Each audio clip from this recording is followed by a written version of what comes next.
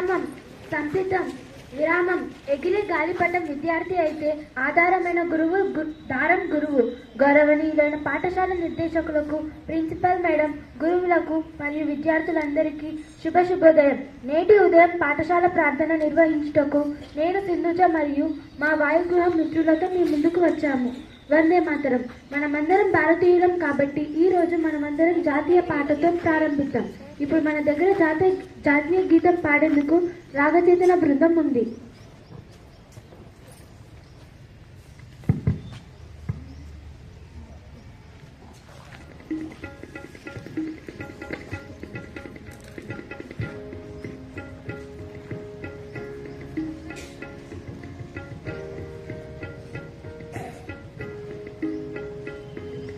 వందే మాతరం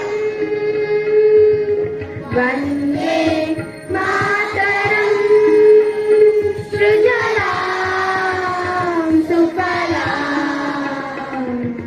మలయజ శీతలాం సస్యశ్యామలాం మాతరం వందే మాతరం వందే మాతరం వందే మాతరం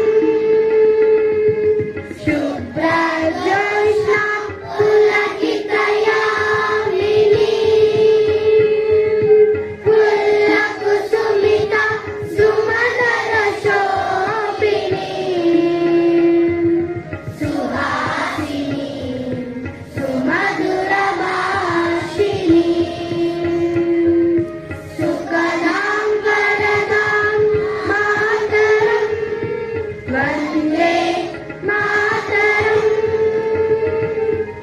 వందే మాతరం వందే మాతరం. ప్రతిజ్ఞ. ప్రతి ఒక్కరూ నిటారుగా నిలబడి మన జాతీయ ప్రతిజ్ఞ కోసం మీ కుడి చేయి చాపాలని నేను కోరుతున్నాను. మన ప్రతిజ్ఞ చేయించడానికి మన ముందుకు యోగితను ఆహ్వానిస్తున్నాను. భారతదేశం నా మాతృభూమి. భారతీయులందరూ నా సహోదరులు. నేను నా దేశాన్ని ప్రేమిస్తున్నాను. సంపదమైన బహుళమైన నా దేశ వారసత్వ సంపద నాకు గర్వకారణం. దీనికి అర్హత పొందడానికి సర్వదా నేను కృషి చేస్తాను. నా తల్లిదండ్రులను, ఉపాధ్యాయులని, పెద్దలందరినీ గౌరవిస్తాను. ప్రతి వారితోనూ మర్యాదగా నడుచుకుంటాను. జంతువుల పట్ల దయతో ఉంటాను. నా దేశం పట్ల, నా ప్రజల పట్ల సేవానిధితో ఉంటానని ప్రతిజ్ఞ చేస్తున్నాను. వారి శ్రేయాభివృద్ధులే నా ఆనందానికై మూలం. ధన్యవాదాలు యోగిత. మంచి మాట. ప్రతిరోజు కొత్త విశ్వాసం బలంతో మొదలవుతుంది మరియు మన ఉదయ సమావేశాన్ని మన రోజును ప్రేరేపించడానికి నవ్యాను మంచి మాట కోసం ఆహ్వానిస్తున్నాను. అందరికీ శుభోదయం. నా పేరు నవ్య. నేను వాయుగురం నుండి వచ్చాను. నేటి మంచి మాట. మాట కంటే మౌనం సురక్షితమైనది. ధన్యవాదాలు. ప్రాముఖ్యత. ప్రతిరోజు ఒక ప్రత్యేకమైన రోజు మరియు ఈ రోజు యొక్క ప్రత్యేకతను తెలుపుటకు పవన్ను నేటి ప్రాముఖ్యత కోసం ఆహ్వానిస్తున్నాను. అందరికీ శుభోదయం. నా పేరు పవన్. నేను వాయుగృహం నుంచి వచ్చాను. ఈరోజు ప్రాముఖ్యత అంతర్జాతీయ మైనారిటీ రోజు. Thank you. ధన్యవాదాలు పవన్. పదం పదం కలిపితే వాక్యం, వాక్యం వాక్యం కలిపి చదివితే అయ్యేది గద్యం. అలాంటి గద్యం చదవాలంటే మనకు కావాల్సినవి పదాలు. నేటి పదజాలం కోసం లిఖిత్ను కోరుతున్నాను. అందరికీ శుభోదయం. నా పేరు ఎం లిఖిత్ గౌడ్. నేను వాయుగృహం నుంచి వచ్చాను. నేటి పదజాలం సంతోషం, ఆనందం, ఖుషియా, హ్యాపీనెస్. మనకు అదే మనిషికి పుస్తక జ్ఞానమే కాదు, సామాజిక సాంఘిక పరిజ్ఞానం అనేది అవసరం. ఇలాంటి జ్ఞానం కోసం కొన్ని ప్రశ్నలను అడగవలసిందిగా సాయి వినయ్ను నేను ఆహ్వానిస్తున్నాను. అందరికీ శుభోదయం. నా పేరు జి సాయివిని. నేను వాయుగృహం నుంచి వచ్చాను. ఈరోజు సామాన్య జ్ఞాన ప్రశ్నలు. 1వ ప్రశ్న, ఏ దేశంలో ఎండ ఎక్కువగా ఉంటుంది? మరొకసారి, ఏ దేశంలో ఎండ ఎక్కువగా ఉంటుంది? జవాబు అమెరికా. 2వ ప్రశ్న, ప్రపంచంలో ఎక్కువగా ఫోన్లను తయారు చేసే దేశం ఏది? మరొకసారి, సరైన జవాబు చైనా. చలికాలంలో ఏ పండ్లను ఎక్కువగా తినకూడదు? మరొకసారి,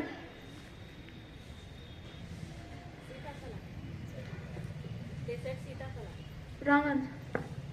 మరొకసారి, చలికాలంలో ఏ పండ్లను ఎక్కువగా తినకూడదు?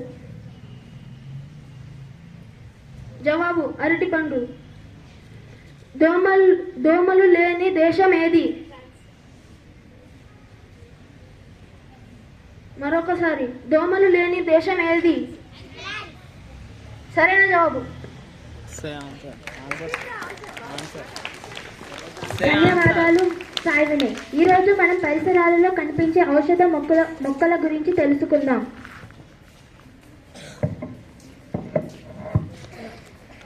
అందరికీ శుభోదయం. నా పేరు సతీష్. నేను వాయుగృహం నుంచి. ఈరోజు తులసి మొక్క గురించి చెప్తున్నాను. తులసి మొక్క. ఈ మొక్క హిందూ సాంప్రదాయ ఇళ్లలో పవిత్రంగా పెంచుకునే మొక్క. తులసి మొక్క నుంచి వచ్చే గాలి హానికర వాయువును శుభ్రపరిచి పరిశుద్ధమైన గాలిని ఇస్తుంది. ధన్యవాదాలు. అందరికీ శుభోదయం. నా పేరు మొహమ్మద్ ముతాయర్. నేను వాయు గృహం నుంచి వచ్చాను. వేప చెట్టు గురించి చెప్తున్నాను. వేప మొక్క అన్ని చెట్లలో ముఖ్యమైనది, ఎక్కువగా ఓటును ఇచ్చేది మరియు విస్తృతంగా పెరిగే మొక్క. ఈ చెట్లలోని ప్రతి భాగం ఉపయోగపడేది. మందుల తయారీలో, కలప తయారీలో విరివిరిగా వాడుతారు. ధన్యవాదాలు. అందరికీ శుభోదయం. నేను దీక్షిత్ వాయుగృహం నుండి. నేను ఈరోజు అలోవెరా మొక్క గురించి చెప్పబోతున్నాను. ఇది ఎడారి మొక్క. ఈ మొక్క నీరు లభించని ప్రాంతంలో పుష్కలంగా పెరిగే మొక్క. ఈ మొక్క యొక్క మెత్తటి భాగం మందుల తయారీలో అనగా చర్మ సౌందర్య లేపనలో వాడుతారు. ధన్యవాదాలు. అందరికీ శుభోదయం. నా పేరు రణవి. నేను వాయుగృహం నుంచి వచ్చాను. శంకు పూల మొక్క. ఒంట్లో కొవ్వును తగ్గించే శక్తి ఈ పూలలో ఉంది. శరీరం కాంతిని, జీర్ణక్రియ, వెంట్రుకలను రాలిపోకుండా చేసే లక్షణం ఈ పూలలో ఉంది. మెదడును ఉత్తేజపరిచేలా చేస్తుంది. ధన్యవాదాలు. అందరికీ శుభోదయం. నా పేరు స్వరూప్. నేను వాయుగృహం నుంచి వచ్చాను. ఈరోజు స్నేక్ ప్లాంట్ గురించి చెప్పబోతున్నాను. రాత్రిలో ఆక్సిజన్ను రిలీజ్ చేస్తూ CO2ను తగ్గిస్తూ గాలి తక్కువగా ఉండే ప్రాంతాల్లో లేదా ఇళ్లలో ఈ మొక్కను పెంచితే హానికర విష వాయువులు తీసుకొని స్వచ్ఛమైన ఆక్సిజన్ను ఇస్తుంది. తక్కువ నీటితో పెరిగే మొక్క. ధన్యవాదాలు. ఇప్పుడు నేను గౌరవనీయులైన శివాసార్ను కొన్ని మాటలు చెప్పి పాఠశాలకు మార్గనిర్దేశం చేయడానికి ఆహ్వానిస్తున్నాను.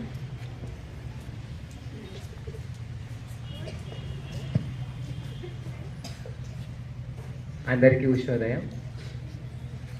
పాఠశాల మార్గనిర్దేశకులు డైరెక్టర్ సార్ గారికి, ప్రిన్సిపల్ మేడం గారికి, నా తోటి ఉపాధ్యాయులకు, తర్వాత నా ప్రియమైన మిత్రులకు, పిల్లలకు అందరికీ శుభోదయం.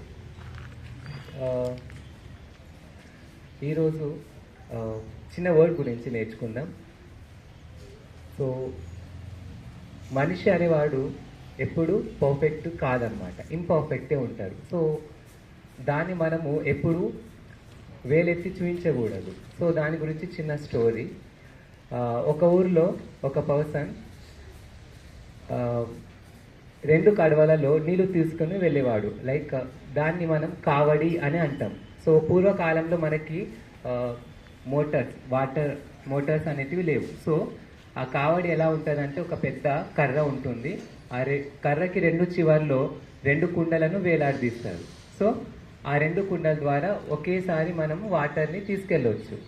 సో ఇలా ప్రతి సంవత్సరము తను చాలా సంవత్సరాల వరకు వాటర్ని క్యారీ చేసుకుంటూ వెళ్ళి టెంపుల్కి వాటర్ని సమర్పించేవాడు. సో ఇలా కొన్ని సంవత్సరాలు అయిన తర్వాత ఒక కుండ అంటుంది, నన్ను క్షమించండి, ఎందుకంటే నా కుండ నేను ఏదైతే ఉన్నానో నాకు ఒక చిన్న హోల్ అనేది ఉంది, రంధ్రం అనేది పడింది. సో దాని ద్వారా ఫుల్ వాటర్ని నేను క్యారీ చేయలేదు, హాఫ్ ఆఫ్ వాటర్ని నేను మీకు క్యారీ చేశాను, సో దాన్ని క్షమించండి అని కుండ అంటుంది. సో దానికి ఆ పర్సన్ ఎవరైతే ఉన్నాడో తను నవ్వుకుంటూ, దానికి ఏం పర్వాలేదు, నువ్వు ఒక విషయం గమనించలేదు, ఏంటంటే మనం వెళ్ళే దారిలో నది నుంచి టెంపుల్కి వెళ్ళే దారిలో నేను అక్కడ చిన్న చిన్న సీడ్స్ డ్రాప్ చేసినాను నేను. సో ఇన్ని సంవత్సరాల్లో నువ్వు ఎక్కడైతే వాటర్ని డ్రాప్ చేసినావో ఆ ప్లేస్ మొత్తము పూలతో నిండిపోయింది, చూడు ఒకసారి ఎంత అందంగా ఉందో. సో ప్రతి ఒక్క మనిషి, నువ్వనే కాదు ప్రతి ఒక్కరిలో కూడా పర్ఫెక్షన్ అనేది ఉండదు.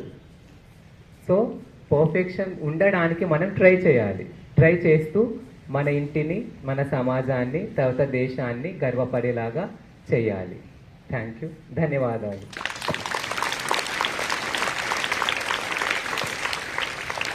ధన్యవాదాలు శ్రీవాస్తవ్, మేము మిమ్మల్ని అనుసరిస్తాము. నేటి ప్రార్థన సమావేశంను ముగించి రేపటి ప్రార్థనలో కలుద్దాం. అంతవరకు సెలవు, నమస్కారం. సంసిద్ధం విరామం. జై హింద్.